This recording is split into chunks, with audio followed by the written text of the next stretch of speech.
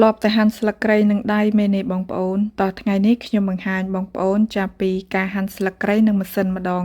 ស្រួលមែនទែនបងប្អូនអើយហើយលឿនទៀត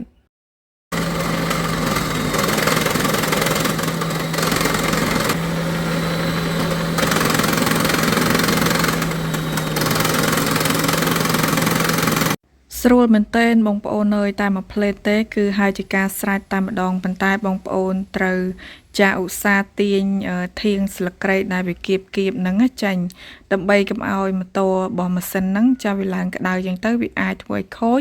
ចាឬក៏ឆេះបានចាហើយថ្ងៃនេះគឺហាន់ស្លឹកគ្រៃធម្មជាតិនៅខាងក្រោយផ្ទះតែម្ដងអញ្ចឹងបន្ទាប់ពីខ្ញុំហាន់ហើយខ្ញុំក៏ចាប់ផ្ដើមកិនអញ្ចឹងបងប្អូនចាដាក់គ្រឿងក្រៅដូចយើងបុកជាមួយនឹងត្បាល់សពគ្រប់អញ្ចឹងមកចាយកល្អបងប្អូនគួរតែចាបុកដេងឲ្យម៉ត់សិនចាំដាក់ចូលណាព្រោះនៅពេលដែលខ្ញុំដាក់ទាំងដុំអញ្ចឹងវាធ្វើឲ្យម៉ាស៊ីនលហាខូចអត់ល្អទេចាហើយគ្រឿងម៉ត់ល្អខ្លាំងមែនទែនតែម្ដងអញ្ចឹងបន្ទាប់ពីខ្ញុំកាន់គ្រឿងចប់សពគ្រប់ហើយខ្ញុំគិតថាចង់ធ្វើប្រហិតសាច់គោចាហើយគ្រឿងដែលជាប់បាតហ្នឹងគឺខ្ញុំដាក់ជាមួយនឹងសាច់នឹងតែម្ដងហើយចំណាយពេលតែមួយផ្លេតទេបងប្អូនអើយស្រួលកម្លាំងមែនទែនសម្រាប់អ្នកដែលមានកូនច្រើនណាចាហ្នឹងហើយកូនតូចអី